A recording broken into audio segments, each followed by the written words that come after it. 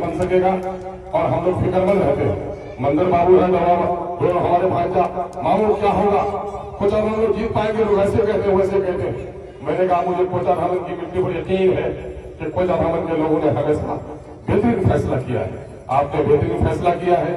और ये सिंघारी की सरजमीन है, जब भी यहाँ मैं गुफ्तगू करने के लिए खड़ा होता हूँ कई अहम शख्सियतों का नाम लग पड़ा जाता है। बागी साहब जिन्होंने इस समाज को जगाने का बड़ा काम किया है, मैं वो दिन बागी साहब जो हमारे रिश्ते भी रहे और उन्होंने बड़ा काम किया। किबला मेरे हुजूर मोहतरम मास्टर हबीब साहब जिन्होंने तालीमी तहरीक का बेड़ा उठाया, और यह हाई स्कूल को कायम करने वाले नूर आलम कैसर साहब हो या उनके रफ्ता हो, हम उनकी काविशों को फरामोश नहीं कर सकते। ये सरजमीन इल्म के एतबार से बेदार सरजमीन है, लेकिन अपनी इज्जत को बचा कर रखनी चाहिए। ये वक्त नहीं है कि तभी गुफ्तगू की जाए, लेकिन कोचा धामन के लोगों फख्र आपको होगा कि आज बैरिस्टर असदुद्दीन अवैसी की पार्टी अगर हैदराबाद के बाद कहीं बड़ी मजबूती के साथ खड़ी हुई है तो सीमांचल का खित्ता है। सीमांचल के खित्ते से जो आवाज उठी है वो हिंदुस्तान भर के मुसलमानों की एक आवाज है। आज प्रदेश में रहने वाले नौजवान हो फख्र से सीना ऊंचा करके एमआईएम का नाम लेते हैं। 2015 में जब हम लोग पहली बार एमआईएम का झंडा यहाँ लेकर आए थे, हर कोई अजनबी था। बैरिस्टर असदुद्दीन अवैसी साहब को मौलवी साहब कहता था और दलालों की जमात उसको भी कहती थी हमरा पत्ता खाची ना बिरयानी पार्टी नहीं चल गई। लेकिन हम लोगों ने कहा था सब्र करो दलालों के बच्चे, इंशाअल्लाह घर घर में बिरयानी होगी, हर बदन पर शेरवानी होगी और एमआईएम का झंडा लहराएगा, दलालों को बड़ी हैरानी होगी। और आज बच्चे बच्चे नारा लगा रहे हैं, एमआईएम जिंदाबाद के नारे लगा रहे हैं।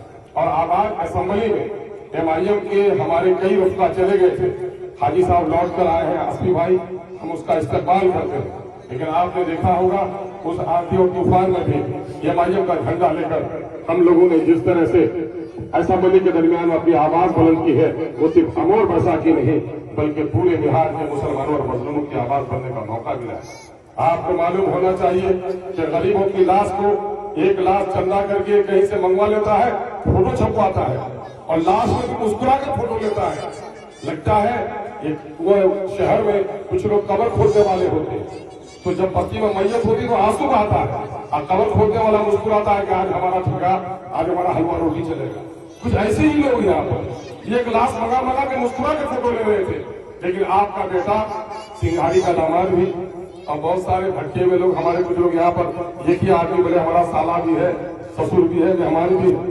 तो मैं कानून बनाता हूँ कि गरीब जो कमाने जाता है सिर्फ बीवी और बच्चे के लिए नहीं बल्कि बिहार के लिए कमाना जाता है और उनकी लाश को घर तक पहुंचाओ। अख्तर ईमान लाखों मजदूरों के लिए कानून बनता है। अख्तर ईमान जब खड़ा होता है तो महानंदा जैसी में नदी बनती है। अख्तर ईमान जब खड़ा होता है एक साथ 30 हाई स्कूल को मंजूरी मिलती है। अख्तर ईमान जब खड़ा होता है तो मुश्रिकाना जो इबादत बच्चों पर थोपी जा रही थी, सूरज नमस्कार, उस पर रोक लगाई जाती है। अख्तर ईमान किसी ढोंगे की औलाद नहीं है। अख्तर ईमान को अल्लाह ने जज्बा दिया है और जज्बे ईमानी अल्लाह से दुआ करता हूँ, अल्लाह मालो दौलत तो नहीं लेकिन अल्लाह तुम्हें जो इज्जत हमें बख्शी है, यकीनन है कि मैं तेरा जितना भी शुक्रगुजार हूँ कम है। और यकीनन है कि कोचा धामन के लोगों आपने जो हमें इज्जत बख्शी है, मेरे पास अल्फाज नहीं है कि हम उसका शुक्रिया अदा करें। हम लोग क्या समझ रहे हैं, कुएं का बेल है, एक उसकी इज्जत उठाते हैं उसकी इज्जत उठाते हैं। मुसलमानों दलितों कान खोल कर देखो, हिंदुस्तान में तूफान आ रहा है। तुम एक उम्मत हो, कलमे की बुनियाद पर आज दुश्मन ताकत है। तुम्हें सुरजापुरी के नाम पर, सीमांचल के नाम पर नहीं, कलमे के नाम पर तुम्हारी दुश्मन हो गई है। आज अपने सफों की दरार को खत्म करो, आज अपने कल्ब को वसी करो। आज मुल्क भर में जो हालात हो रहे हैं, हमारे बच्चों को अच्छी तालीम कैसे मिलेगी, इस मुल्क में हम अपने ईमान के साथ अपनी पहचान के साथ कैसे जिंदा रहेंगे, हमारे उलमा की मुबारक चेहरे पे दाढ़ी, उनके सर पर टोपी बाकी रहेगी या नहीं, बेटियों के सर पे चेहरे पे बुर्का बाकी रहेगा कि नहीं, इसके लिए लड़ाई लड़ी जा रही है। अब पूरे मुल्क में बैरिस्टर असदुद्दीन के बारे में कुछ एहसास कमतरी